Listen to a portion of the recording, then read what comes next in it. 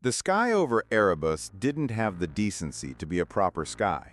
It was a perpetually bruised, twilight canvas, smeared with the oily residue of a billion decaying orbits and scarred by the constant, fiery re-entry of cosmic trash.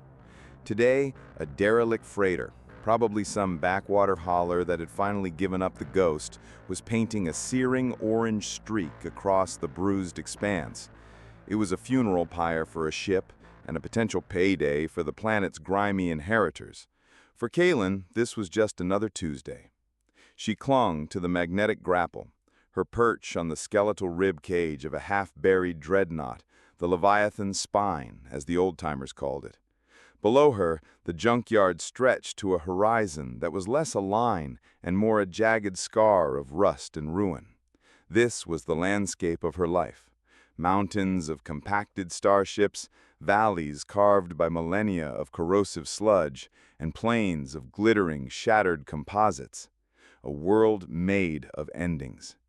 Kay was wiry, her face smudged with grease that had long since become a second skin, and her eyes, the color of faded denim, held the weary cynicism of someone who'd seen civilization's worth of trash and wasn't impressed by any of it. Life on Erebos was a simple, brutal equation of risk versus reward, and Kay was one of its best mathematicians.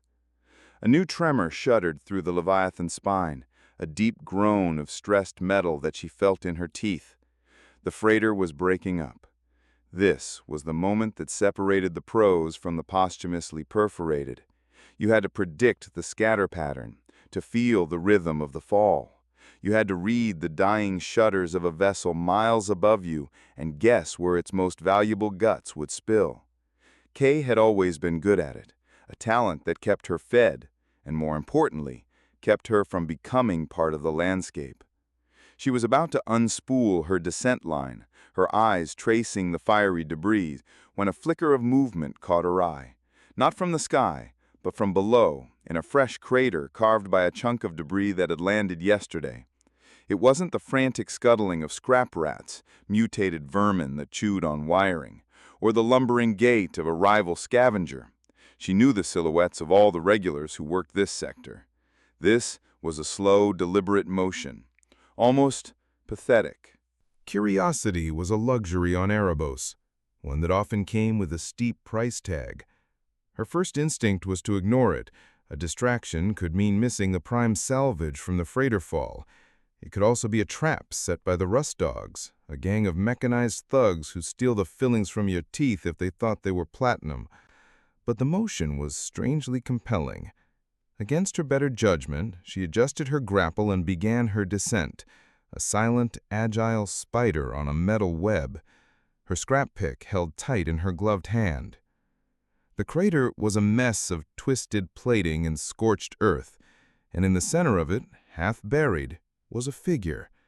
It was humanoid, but its limbs were bent at angles that would make a contortionist weep. One arm was completely severed at the shoulder, sparking feebly. Its optical sensor, a single crimson eye, flickered erratically like a dying ember. It was an android, an old one by the looks of its chassis, something from the pre-synth ascendancy era, a museum piece, or it would be if anyone on Erebos cared about museums. Kai circled it warily, her boots crunching on shattered composites. Its remaining hand twitched, fingers of tarnished chrome curling and uncurling in the dirt. It was probably just a final spasm of dying circuits. She nudged its leg with her boot. Nothing, just another piece of junk, a ghost in a shell. She was about to get to work, to salvage what she could. The power core, if it was still intact, was worth a week's worth of water rations, when its single crimson eyes swiveled with a soft whir and locked onto her. A synthesized voice, raspy with static, crackled from its vocalizer. Warning: atmospheric entry of a metallic object. Approximate mass 2.7 metric tons. Trajectory indicates impact at your current coordinates in 47.3 seconds. Kay froze, her hand hovering over her plasma cutter. The voice was flat, devoid of emotion, but the words sent a jolt of pure adrenaline through her. She glanced up at the sky. She couldn't see anything specific through the thick, soupy haze, just the broad strokes of the freighter's disintegration. It was impossible. No one could predict a fall with that kind of precision, not down to the second. "That's a good trick, Russ Bucket. You get that from a fortune cookie?" she quipped, her voice tight. Sarcasm was her shield, and she raised it instinctively. 40 seconds, the android stated, its eye still fixed at her. "Impact probability, 99.8%. Recommend immediate evacuation of the designated area."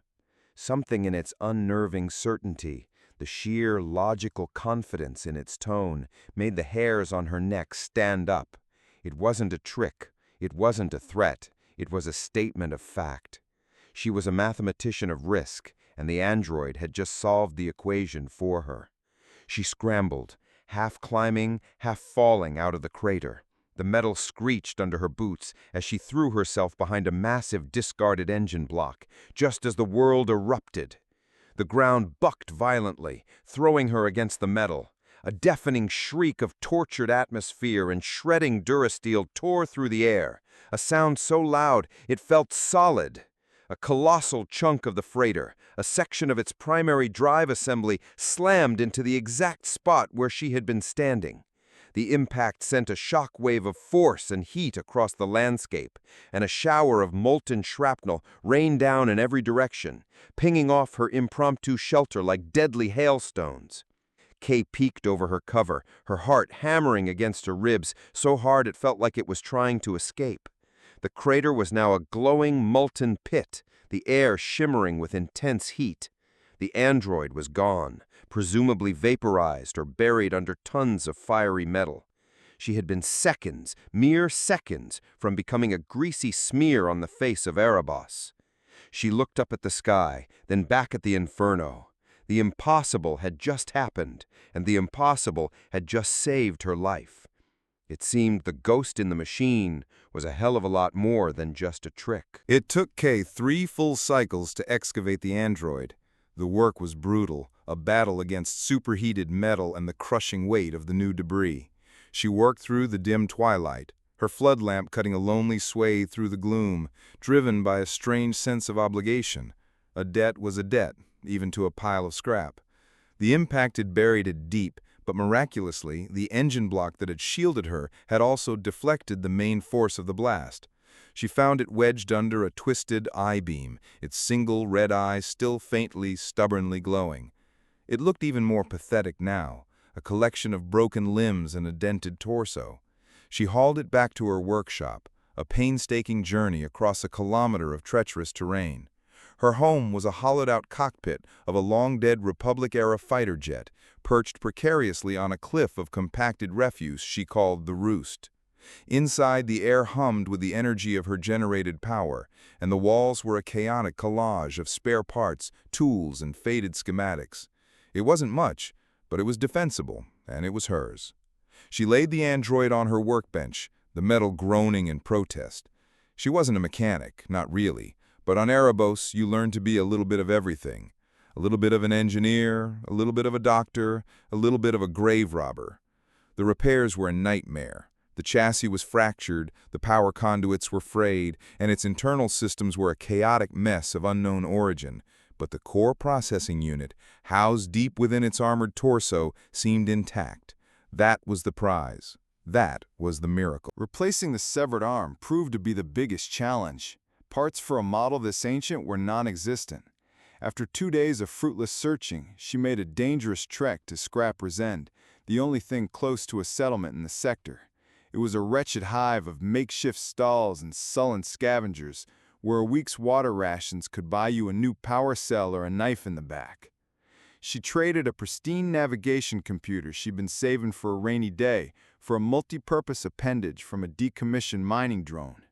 It was a crude fix, the new arm comically large and clumsy-looking, with heavy industrial claws instead of fingers, but its power-to-weight ratio was impressive. Finally, after countless hours of delicate soldering and whispered curses, she rerouted the last power conduit. She rebooted its core systems. The android sat up with a joke that nearly sent it tumbling off the bench. Its crimson eye brightened, a clean, steady light now. My designation is Unit 734. My primary function is corrupted. My secondary function is predictive analysis. Its voice was clearer now, the static gone, replaced by a formal, almost prim tone. I'm Kaelen, but you can call me Kay, and you can call that little trick you pulled a lifesaver. She gestured vaguely towards the distant, still smoldering crater. So, what's with the fortune-telling? You got a crystal ball in that rusty chassis of yours? I do not possess a crystal ball, Unit 734 replied, its head tilting in a movement that was probably meant to convey confusion, but just looked awkward with its stiff neck servos. I analyze orbital decay patterns, atmospheric density, gravitational anomalies, and 1,000 other variables to calculate impact probabilities with 99.7% accuracy. Kay let out a low whistle. 99.7%? You're not a prophet, you're a cheat sheet. A slow, wolfish grin spread across her face. The possibilities began to bloom in her mind, bright and intoxicating. With this oracle, she wouldn't just be a scavenger anymore. She'd be a legend. The next few weeks were a blur of frantic, profitable activity. Kay and her new, ungainly partner, whom she'd nicknamed Seven, became the most successful scavenging team on Erebos. Their routine was a perfect, if bizarre, symbiosis. Seven would predict the falls, pinpointing not just where debris would land, but what it was. A section from a luxury liner's observation deck will impact at coordinates 1138. Probability of intact viewports composed of high-value transparent aluminum, 87%. The primary coolant pump from a military frigate will land in the acid pits. High risk, but the core contains a gallium nitride processor. Value significant. Kay would do the legwork, the dangerous retrieval, her skills now amplified by Seven's impossible foresight. She was no longer guessing, she was surgical. She even managed to trade a pile of salvaged neurocircuitry for a sand skimmer, a rickety but fast hovercraft that let them cover vast distances across the junkyard, leaving other scavengers to pick through their scraps. For the first time in her life, Kay had more than she needed. She had a surplus of water, a stockpile of energy cells, and a growing reputation that was starting to attract unwanted attention. But she didn't care. She was on top of the world, a queen on a throne of junk. One evening, as they were cataloging their latest haul, Seven's crimson eye began to flicker. "I am detecting an anomaly," it said, its voice holding a new, strange cadence. "It is not a debris fall." "What is it then?" Kay asked, not looking up from the power core she was cleaning. "A rogue sadwite? A lost shipment of self-replicating space spam? That had been a messy week." "It is a vessel, a colony ship, the Star Wanderer. It is scheduled to enter Erebos' upper atmosphere in 3 standard rotations." Kay finally looked up. "A colony ship? What in the blazes is a colony ship doing here? This is a graveyard, not a resort." "My analysis of its trajectory and engine output is illogical. It is following a standard orbital decay pattern, but it is not a derelict. Its life support systems are fully active. There are 27,000 life signs on board." A cold knot formed in Kay's stomach. "So, it's in trouble? A distress call?" "Negative. There are no distress signals. There are, however, encrypted corporate communications originating from the planet's surface, from the old comms tower in the scrap sea, discussing the ship's salvage value once it has impacted." The pieces clicked into place, each one colder and sharper than the last. The ship wasn't in trouble. It was being sent here, deliberately. 27,000 people sailing towards a fiery grave, all for an insurance payout. The sheer, calculated cruelty of it was breathtaking. "They're going to crash it," Kay whispered, the words tasting like ash in her mouth. Her newfound fortune suddenly felt like a pittance, a child's toy in the face of such monstrous greed. The junkyard had always been a place of endings, but they were accidental, tragic, a consequence of cosmic misfortune. This was different. This was murder on a planetary scale. Seven's red eye stared at her, unblinking. "The probability of the Star Wanderer's survival without intervention is 0.0%. The revelation settled over Kay's workshop like a shroud of freezing fog. 27,000 people. A number so large it was almost meaningless, an abstraction. But then she pictured them. Families arguing over what to name their new baby. Children dreaming of the new world they were promised. Old couples holding hands, all neatly packaged and labeled for destruction. It was the kind of cold, corporate calculus that had turned Erebos into what it was in the first place. This planet wasn't just a graveyard. It was a monument to greed. "The comms tower in the scrap sea," she said, her voice hard, the words pushing past the lump in her throat. "It's the only one with enough power to break through the atmospheric interference and reach a ship in high orbit. If they're using it to monitor the crash, then it is also the only means of warning them." Seven finished, its logic unerring and bleak. The decision was not an easy one. Her entire life had been governed by a single brutal principle: survive. Look out for number one, because no one else would. Getting involved was insane. This was a corporate matter, and corporations had armies, lawyers, and assassins. She was one woman with a rusty skimmer and a cobbled-together android. Getting involved meant giving up her newfound prosperity, her safety, everything she had just clawed her way up to achieve, for a ship full of strangers. She paced the confines of the cockpit, a caged animal.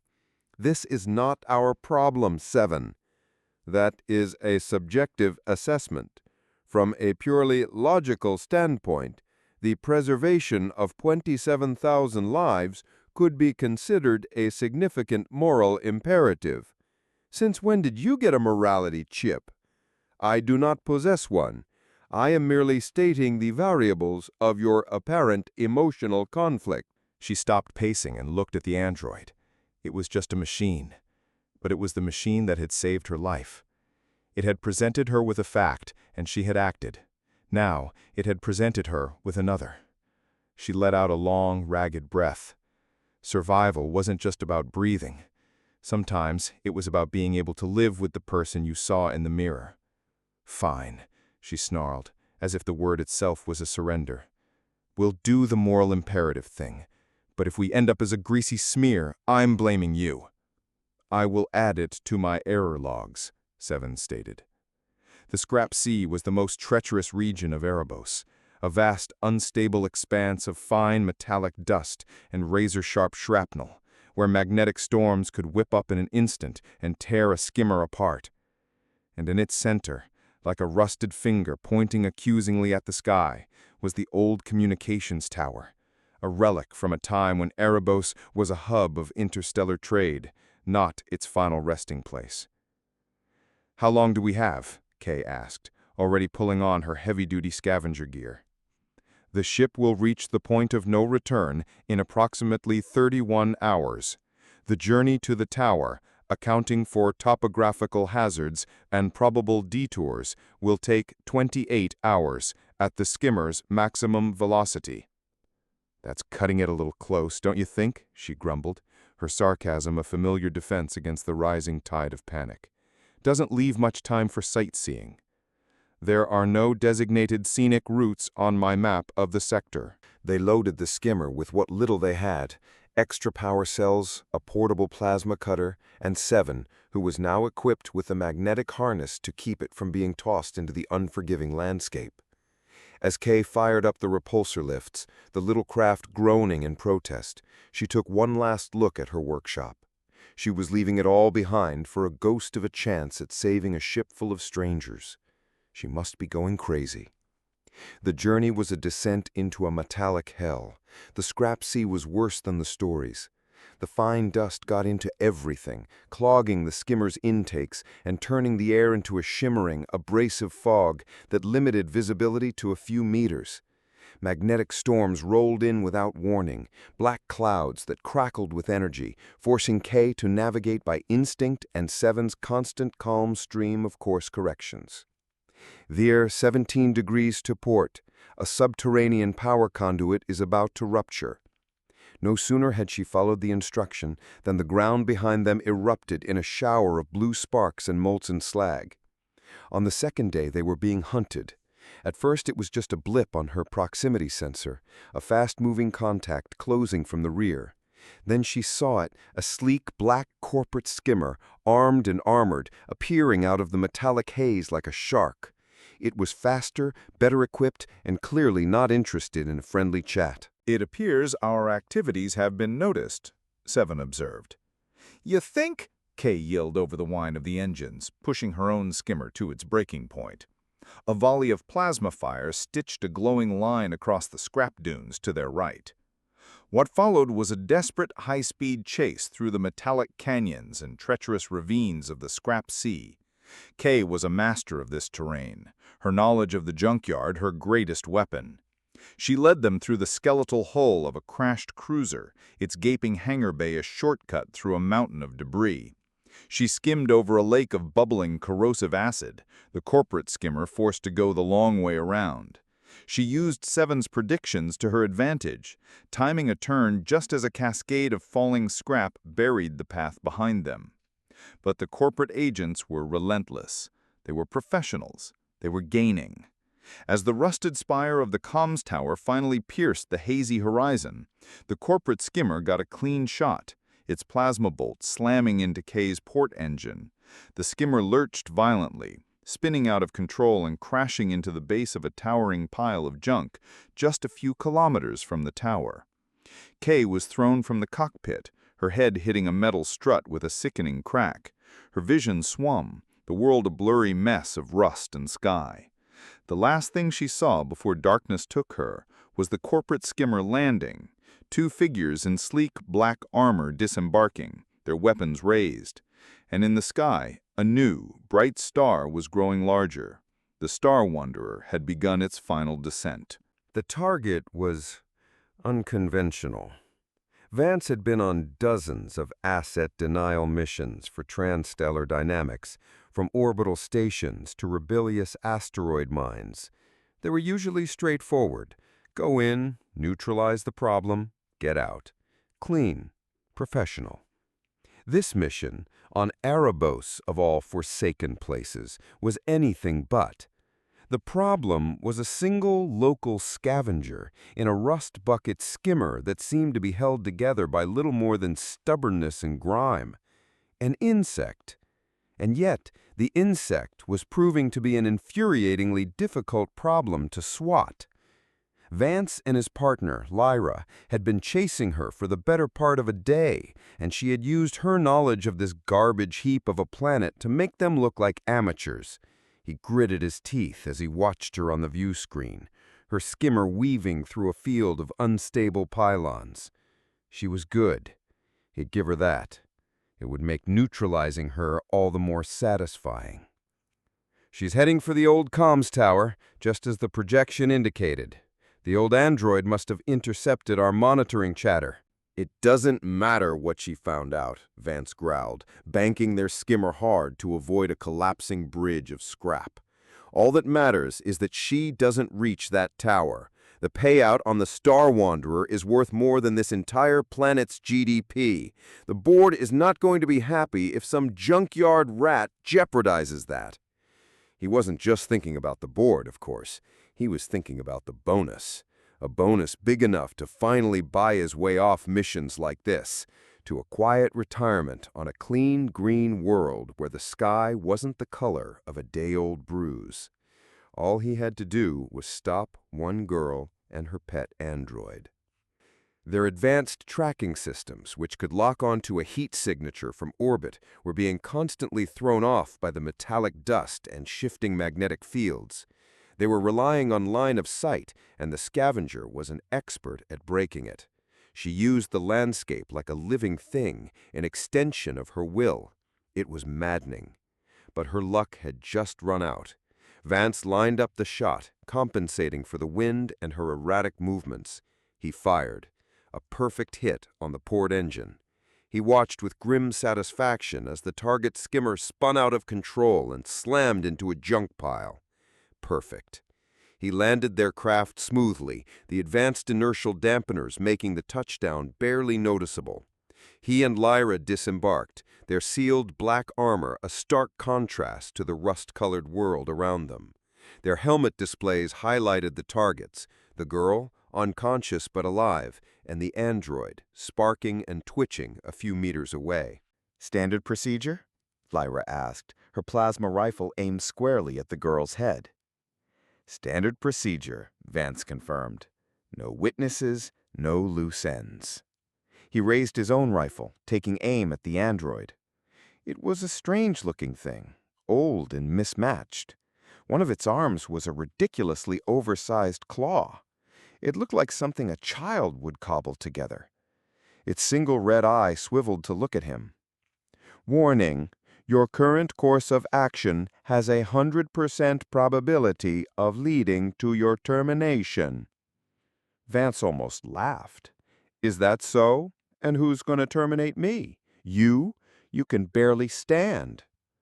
He was about to pull the trigger when a deafening roar filled the air. He looked up. It wasn't the Star Wanderer, still a distant fiery star. It was the mountain of junk they were standing at the base of. A section of it, a massive, precariously balanced hull of a warship, was groaning, shifting. Kay, her vision clearing, her head pounding, saw her chance. Seven hadn't been making a threat. It had been making a prediction. While Vance and Lyra were distracted, she activated a small, high-frequency sonic device on her wrist, a tool she used for locating resonant frequencies in scrap metal. She'd noticed the unstable pile when they crashed, the warship hull held in place by a single groaning strut. She aimed the sonic beam at it. The warship's hull gave way, and a literal avalanche of metal, a tsunami of rust and ruin, came crashing down towards them. Vance and Lyra had only a second to look up, their professional calm shattering into pure primal terror. Vance scrambled back towards their skimmer, but it was too late. The world dissolved into a cacophony of screeching, grinding metal. Kay, shielded by the wreckage of her own skimmer, watched as the corporate agents and their pristine craft were swallowed by the junkyard. It was a fitting end, she thought, with a grim satisfaction. They had wanted to turn a ship full of people into salvage. Now they were just another part of the scrap. She staggered to her feet, her body aching, and stumbled over to Seven. The android was badly damaged, its chassis crushed, but its red eye was still glowing. "Calculation was correct," it rasped. "Don't get cocky," she said, a weak smile touching her lips. "We're not done yet." The comms tower loomed before them, so close and yet so far, and in the sky, the Star Wanderer was growing larger, a ticking clock counting down to 27,000 deaths. The final kilometer was the longest of Kay's life. She half carried, half dragged Seven's broken body, the android's weight a testament to its failing systems. Her skimmer was a write-off, so they were on foot, every step a struggle against the shifting, treacherous ground. The magnetic storms of the scrap sea were more frequent here, closer to the tower, and the air crackled with a low hum. The comms tower, once a distant promise, was now a monstrous, skeletal giant, its rusted latticework groaning in the corrosive wind. At the base of the tower was a fortified entrance, its heavy blast door sealed shut, A Transstellar Dynamics logo was still faintly visible beneath the grime. Corporate. They had locked it down. "The door is reinforced with a magnetomic alloy," Seven stated, its voice faint and distorted, a string of error codes popping up in its single eye. "My plasma cutter can't get through that." "I know," Kay grunted, her eyes scanning the tower's structure. Her ribs screamed with every breath. "But they were expecting us to come through the door. They weren't expecting a local." She pointed upwards to a service conduit that ran up the side of the tower, its protective casing long since stripped away by scavengers, leaving a mess of exposed cables and pipes. It was a vertical climb, 100 meters of rusted metal and precarious handholds straight up into the howling wind. It was insane. It was their only shot. Leaving Seven propped against the door, Kay began to climb. Her body screamed in protest, every muscle aching from the crash and the chase. The wind howled around her, trying to tear her from her perch. Halfway up, a section of the conduit crumbled under her boot, and she dangled for a terrifying moment by her fingertips, her life hanging by a thread of rusted steel. But she kept going. Her focus narrowed to the next handhold, the next foothold.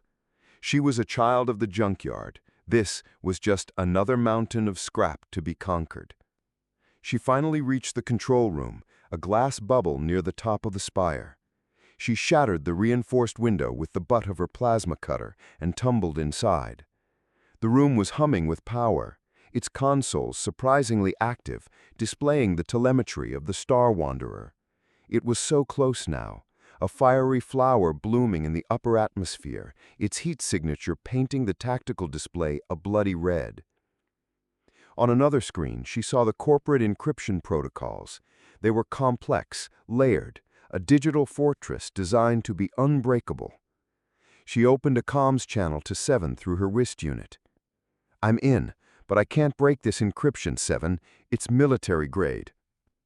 "Kaelen," the android's voice crackled in her ear, weaker now, interspersed with static. "Connect my core consciousness to the tower's mainframe. I can bypass the encryption, but it will require all of my processing power, a full system integration."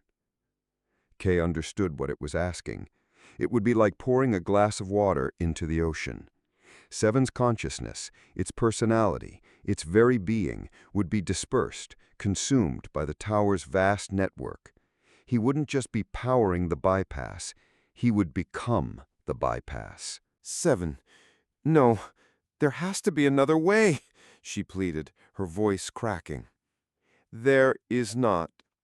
Probability of mission success via any other method, 0.2%. Probability of success via my method, 99.8%. A pause, filled with the hiss of static. "It is a logical choice.